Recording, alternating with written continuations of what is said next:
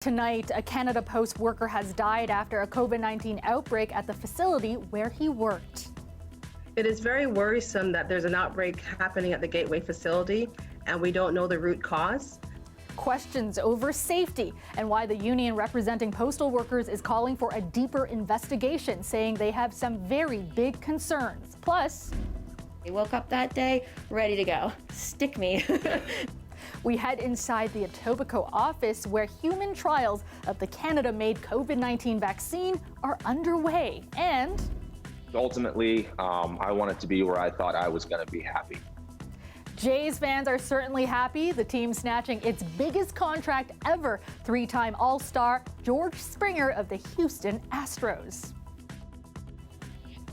Good evening, I'm Kelda Yoon. The COVID-19 outbreak at a Canada Post sorting facility in Mississauga has resulted in a death. A night shift worker in his 60s has died after testing positive for the virus. He worked at the Gateway East plant, which has been trying to control the spread of the virus for weeks. The union representing postal workers says it was an unnecessary death, and as Farah Morali reports, it's calling for a larger investigation into the outbreak. It's the largest Canada Post facility in the country, and for weeks it's been grappling with a major COVID-19 outbreak. Today, news that outbreak has turned deadly. A fellow postal worker passed away today. He had tested positive for COVID. The exact cause of the worker's death hasn't been released, but the news comes just days after 350 employees from this facility were told to leave work, go home, and self-isolate for 14 days. The worker who died was not one of those employees and was already self-isolating. There needs to be a further investigation. Today, questions about just how safe this facility really is. It is very worrisome that there's an outbreak happening at the Gateway facility and we don't know the root cause. There needs to be an investigation that is done by Canada Post, Public Health Authority, as well as the government. As of January 1st, there have now been 250 confirmed cases of COVID-19 at the facility. Canada Post says it's had to adjust shift changes, meaning delivery delays are expected. Good morning. Peel Public Health told CBC News today Canada Post has followed all of its recommendations, and it's still investigating the outbreak. We'll review with our team, and as more details are able to be confirmed, we will release what we can. At this time, we do know that a number of shifts have been sent home, and also that rapid testing continues. In a statement to CBC News, Canada Post said, "We offer our deepest sympathies to the family as they mourn the loss and respect the privacy during this difficult time." It added, "We are focused on supporting our employees who have lost a colleague while ensuring we continue to stringently follow the guidance and direction from Peel Public Health." Though Canada Post says it is following all public health guidelines, there are questions about whether it's really working, with the case numbers continuing to rise. Tonight we learned that the wife of the employee who died is also a Canada Post worker. Farah Morali, CBC News, Mississauga. The recent downward trend in new COVID-19 infections continues. Ontario reporting 1,670 new cases today. That's the lowest number of new daily cases since late November. 377 people are in intensive care, down 6 from yesterday. And there were 49 new deaths, down 13 from the day before. We're also learning from one Toronto doctor how many COVID-19 patients have died in intensive care. Fortunately, since the beginning of the pandemic, we've lost 1,034 COVID patients in the ICU who have died. And that's just a shocking number. And I think about all the patients that I've lost. So that number really hits home because although we do lose people in the ICU, the overall mortality rate for ICU patients is about 9% based on Canadian data. And it's about 30% for COVID patients in the ICU. Nearly 2/3 of the patients who died in the ICU were in their 60s or 70s. The numbers come from a new report by Critical Care Services Ontario. The Premier was in Newmarket today touring a recreation centre that will eventually be able to provide shots of the COVID-19 vaccine to 1,000 people a day. They put this together, I understand, in less than a day or 2 days, and everyone pitched in, so we're very, very grateful. This is how we're going to get through this. All we need more vaccines. The vaccine shortage is due to production slowdowns by Pfizer. Joining Ford today was retired General Rick Hillier, who is tasked with the vaccine rollout in Ontario. Hillier says next week the province is expecting about 26,000 doses of the Pfizer vaccine, and that's an 80% drop from what was originally planned. He says the focus right now is on vaccinating residents of long-term care and high-risk retirement homes. And during today's tour, Rick Hillier also mentioned how he'd welcome a homemade vaccine supply. And inside an office in Etobicoke, they are hard at work to make that a reality. That's where a Toronto-based drug manufacturer has begun human trials of its COVID-19 vaccine. Chris Glover got a first-hand look. At an unassuming plaza here in Etobicoke, life-saving research is underway. Today, we can give you a first-hand look at the human trials that are currently underway for a COVID vaccine made here in Toronto and why some people are delaying their own protection for all of our sake. So how have you been feeling? Great. 53-year-old fitness and first aid instructor Wendy Oldfield volunteered to be in a human trial for a Toronto-designed COVID vaccine back in the spring. And then about a month ago, I got a call and they said, "Hey, Wendy, are you still interested?" I'm like, heck yeah. The next day, she was at this Etobicoke clinic getting blood work. Finally, a week ago, it was her turn. Woke up that day, ready to go. Stick me. Taking this photo right after receiving her dose. I just wanted to kind of capture this moment in history because for me, it's major. It's major stuff. It's major stuff for Canada. Major stuff because Toronto-based Providence Therapeutics is the first Canadian COVID vaccine to start human trials and have 100% of production in Canada. I've been in clinical research for over 30 years, and this is probably the most important project that I've been involved with, and I'm just so pumped up to be able to be part of this. Providence's chief medical officer says this made-in-Canada solution is crucial, especially as new variants threaten to propel the infection for years. We've been relying on foreign suppliers to supply our vaccine, and they've been unreliable, to say the least.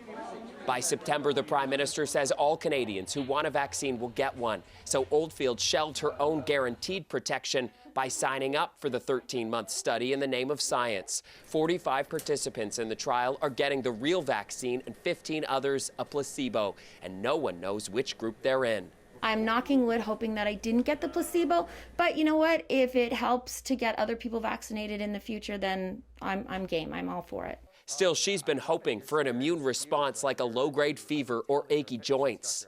I actually woke up during the night several times after the vaccine, took my temperature, kind of felt if I was feeling not so well, and I felt great the whole time. Darn it. All of that is perfectly normal, and now she's in a high-stakes waiting game. I know a couple of people that have actually had it.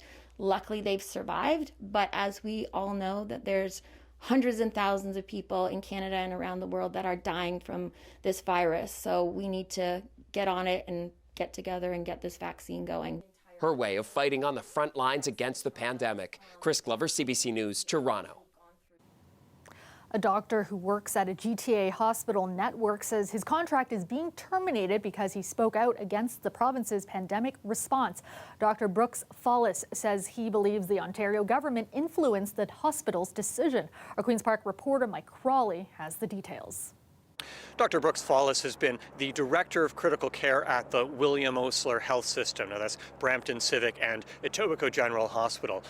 We found out today that his contract for this job was terminated earlier this month. He put out a statement earlier today alleging that senior management at the hospital told him the reason was not because of his performance in the job, but because of how outspoken he was being about the response to the COVID-19 pandemic. Now, Dr. Follis also alleged that he was told the hospital had been put under pressure about this from the provincial government. Now, the hospital denies that this is the case, and although they would not discuss the reasons behind the termination of Dr. Follis' contract as the director, they did say in a statement that he's been an extraordinarily committed physician leader over the past year. The hospital also said, quote, "At no time has the provincial government given any direction or advice relating to HR matters at Osler.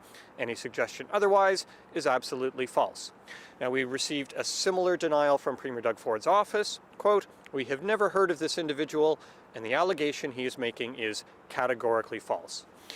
Now, we asked to speak with Dr. Follis, but he declined our request for an interview, saying that he has no further comment other than what was in his statement. Also, around 24 of his physician colleagues in the intensive care units at William Osler sent a letter to hospital management expressing their concerns about what happened. Mike Crawley, CBC News, Toronto. Air Transat says it is suspending all flights from Toronto for the remainder of the winter season. The company says travel restrictions and measures like the need to give a negative COVID-19 test and quarantine upon entry have had a significant impact on bookings. Air Transat will still operate flights out of Montreal, including trips to Mexico, Haiti, Cuba, Dominican Republic, and Paris. Work to demolish downtown's Dominion Foundry's complex, which was supposed to resume today, has now been put on hold until at least Friday. A handful of demonstrators gathered outside the buildings today. Save the Foundry now! Save the Foundry now!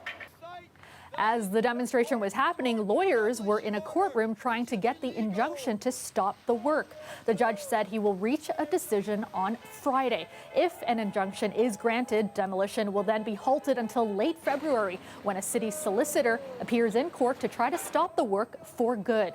Work to tear down the buildings was paused late last week.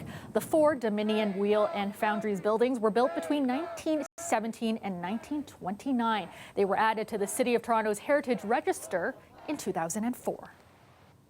Well, the Blue Jays are making big moves this year, hoping it's time for a World Series run. They signed a 1-year, $18 million contract with Marcus Semien from Oakland, and their biggest contract yet with George Springer of the Houston Astros. Ali Chiasson has all the details.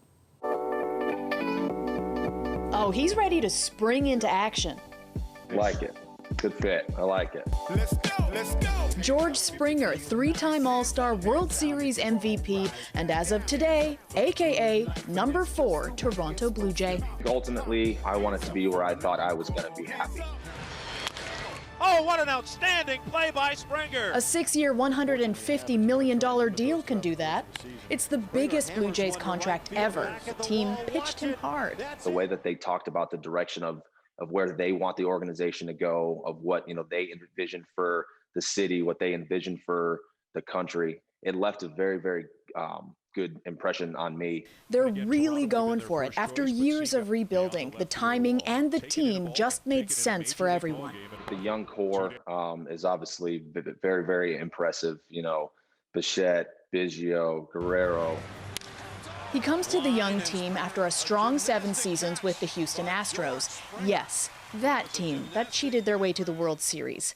They had a live camera that would film the opposing catcher's signals. Teammates or staffers would bang on trash cans to let the batter know what pitch was coming next. The Houston Astros! They didn't have to forfeit their 2017 World Series title, but it was a big enough scandal that would eventually come back to haunt players at future press conferences where inevitably someone asks about it.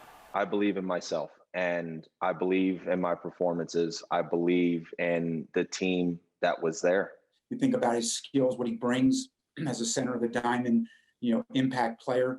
We think that that's the perfect fit for our team, where we are now and where we're headed. The World Series? Or at least we could be serious contenders with elite offense for the next few years. Because along with Springer, the Jays signed a 1-year contract with Oakland A's infielder Marcus Semien. Unfortunately, they probably won't start their season off at their new home. But Springer says he's unbothered by that. Both he and Semien have been feeling the love from Jays fans all day on Twitter. You see, when you play for Toronto, it's not just the city that adopts you, but a whole country is there to cheer you on. Ali Chiasson, CBC News, Toronto. After the break, almost 4 years after the deadly shooting at a mosque in Quebec City, has progress been made in the fight against Islamophobia? It's extremely important that we look to the systemic structures that have normalized and rationalized violence against Muslims in Canada. Hear more from the virtual event to remember the 6 lives lost coming up.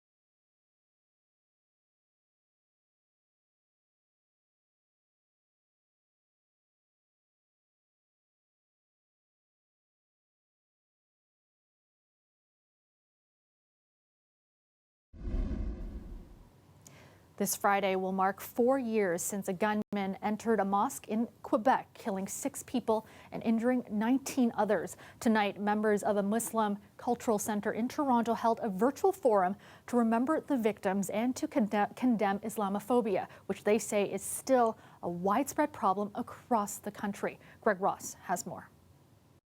In every moment, I am aware of this tragedy, Ayman Derbali was in the Islamic Cultural Center in Quebec City on January 29, 2017, the night a man stormed in and opened fire.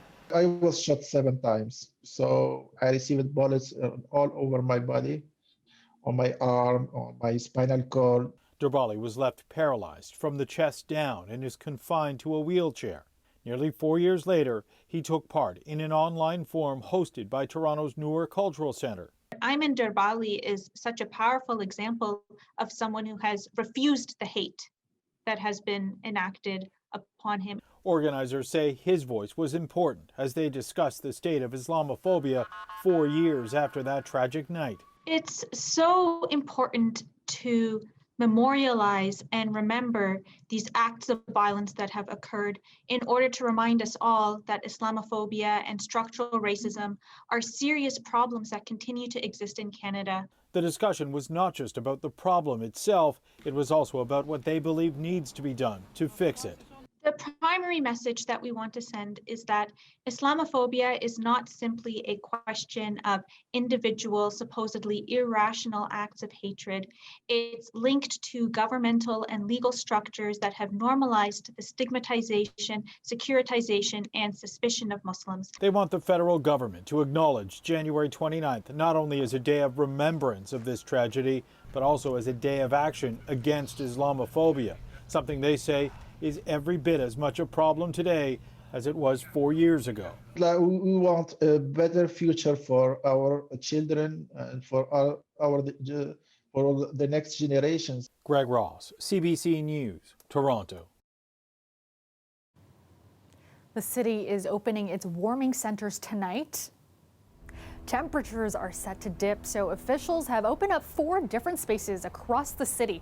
The locations aim to give those who are vulnerable and experiencing homelessness a warm indoor space to rest, have snacks, use washroom facilities, and get referrals to emergency shelters. The city says COVID-19 protocols will be carefully followed and that extra outreach teams will be on the streets to help those who are in need. Partly cloudy tonight and very cold. Currently, it's -6 in downtown Toronto, feeling more like -12. Colette, we got that big snowfall yesterday, and now here comes the cold. Temperatures really dipping tonight.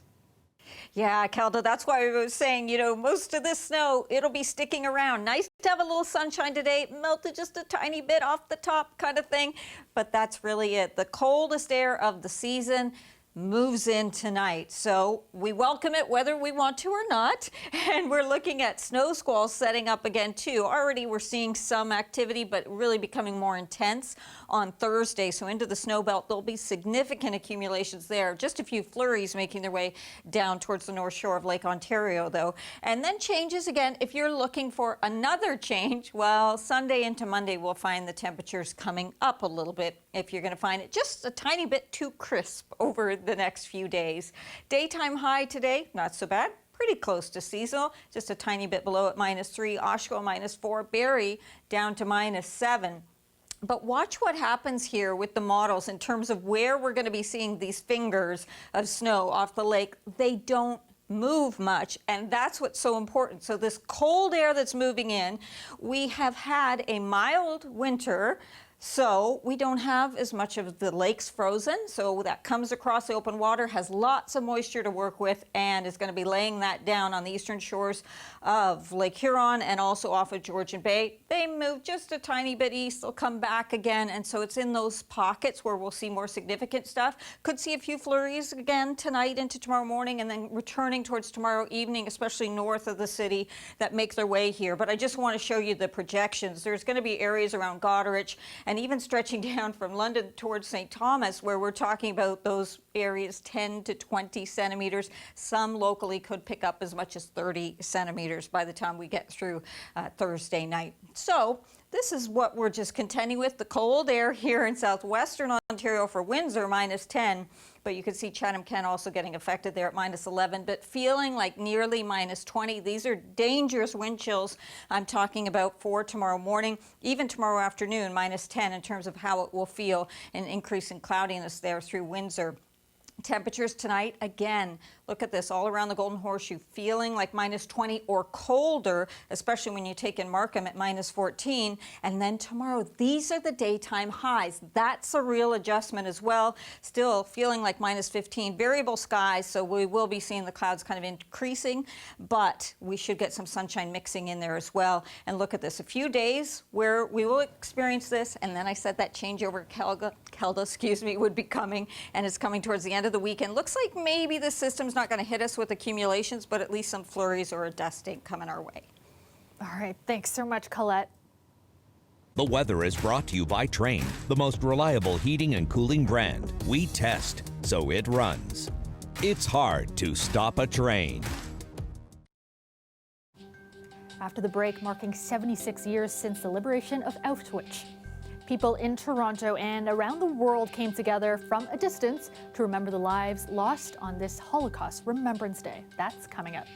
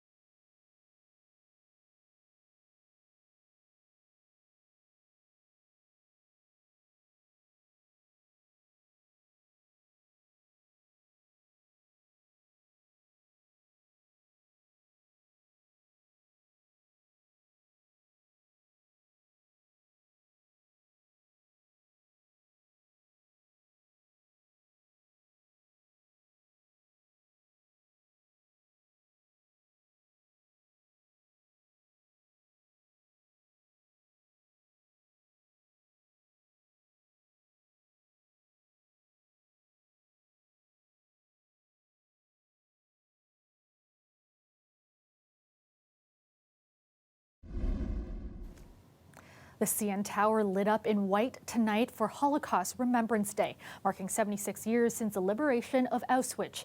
In 1945, the remaining prisoners in Auschwitz were freed by Soviet forces. The infamous Nazi death camp is where more than 1 million Jews were gassed to death or died from starvation and disease. In all, 6 million Jews were killed during the Holocaust. The Nazi regime also killed millions of other innocent victims, including gays, Roma, and people with disabilities. The museum at Auschwitz remains closed due to the pandemic. People also came together virtually to mark the solemn occasion.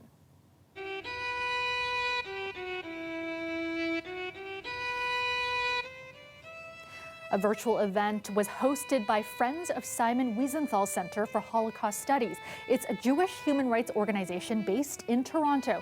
The event featured a special candle lighting ceremony with Holocaust survivors and several speakers, including the Prime Minister. We pause to remember the victims of the Holocaust. We mourn and we pay tribute to the 6 million Jews who were murdered and the countless others who were victims of Nazi atrocities.